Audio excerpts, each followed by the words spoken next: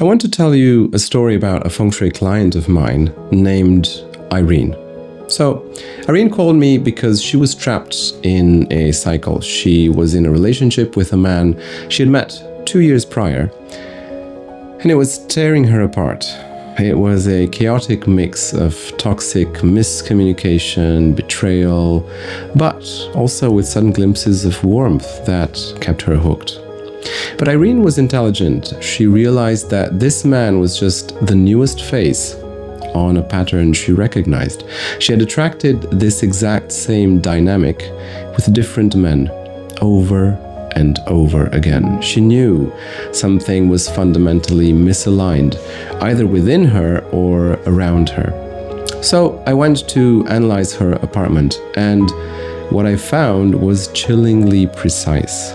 The exact spot where Irene rested her head to sleep every single night fell into a specific cardinal sector of her home that held a mix of energies predisposing her to exactly this toxic dynamic. She was sleeping inside a battery that charged her trauma. We changed her feng shui, and her relationship patterns finally broke.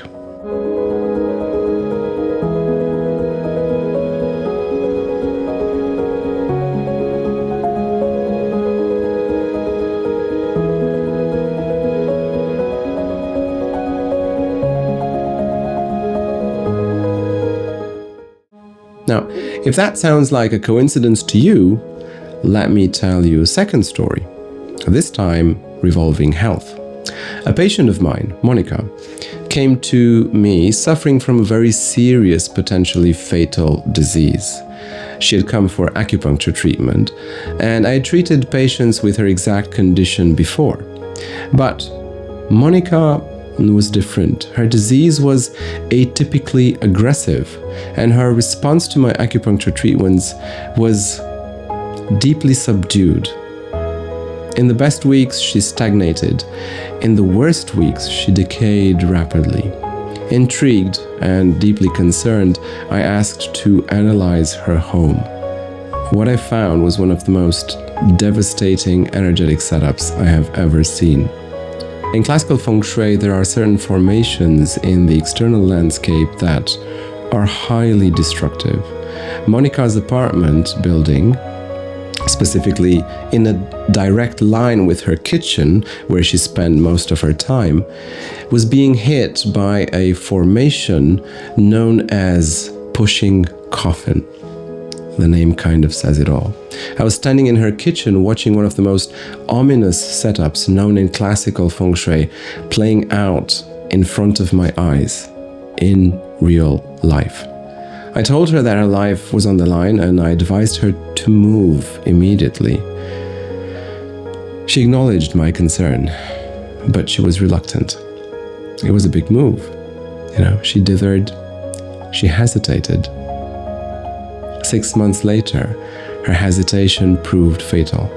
And the most tragic aspect of Monica's story is that, in my view, it was entirely preventable. People often ask me, Octavian, what can I buy to fix the feng shui of my house? Should I put a golden frog in the corner? Should I throw a red blanket over the couch to attract wealth? When I hear these questions, my heart breaks a little bit, because we've taken a profoundly deep, highly deterministic science and reduced it to interior decorating. True feng shui is not a fantasy, it is environmental medicine. It is the architectural science of going from surviving to thriving.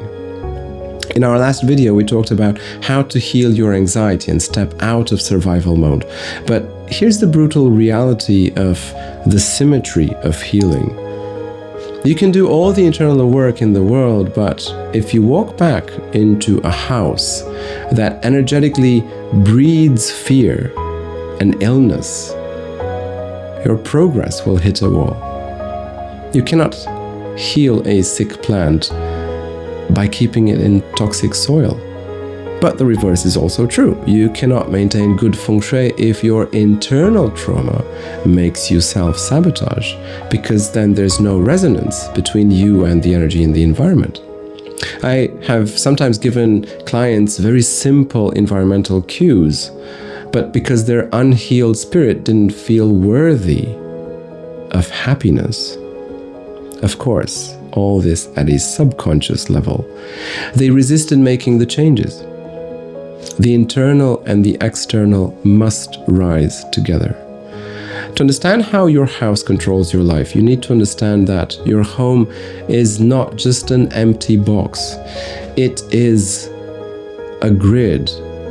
Your BaZi astrology chart, the blueprint of your soul, dictates your unique energetic frequency and structure. And the flow of qi, or energy, through your doors in the house creates different types of energies in each of the cardinal sectors of your home. The relationship between your blueprint and your house is like a pair of shoes.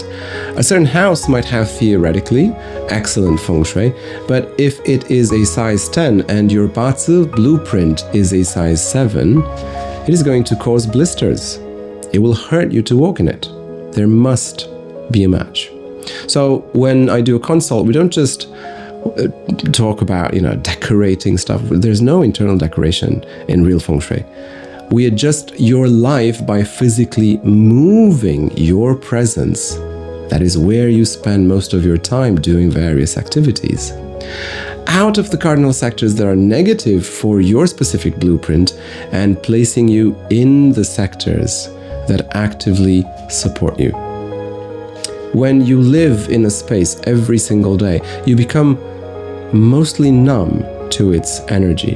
Whether the environment is incredibly nourishing or deeply toxic, your nervous system adapts to it, just to survive. It is the boiling frog syndrome. So I cannot ask you to evaluate your own living room today, but I can ask you to awaken your body's antenna. So here's your homework for the next 2 weeks. I want you to go to places in your city or in your area you've never been before.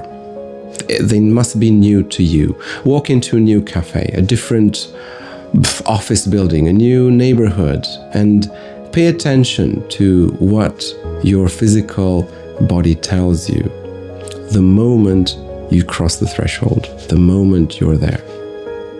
Sometimes you walk into a space and everything feels light. Your shoulders drop.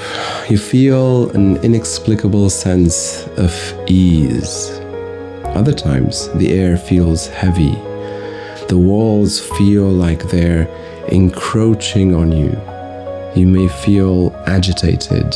Your chest tightens and your only instinct is to leave. We do not base classical feng shui solely on our feelings. It is a strict mathematical science tested and developed over thousands of years. But this exercise will prove to you that the invisible energy of an environment is real. Your body is a receiver. You're constantly absorbing the voltage, so to say, of the rooms you stand in. And that absorption is incredibly specific. Next week, we're going to look at what happens when your home is not a perfect square or rectangle, because the different sectors of your house actually correspond also directly to organs and acupuncture meridians inside your body. So living in a house with a missing sector is like having 4 pets, but only choosing to feed 3 of them. You're actively starving a quarter of your own physical and emotional body. So we're going to explore how the zodiac animals in your chart actually map to different areas of your home, and how a missing corner can literally destroy your physical health. So if you're ready to map the connection between your home and your body, subscribe to the channel. Until next time, observe your space. Protect your energy.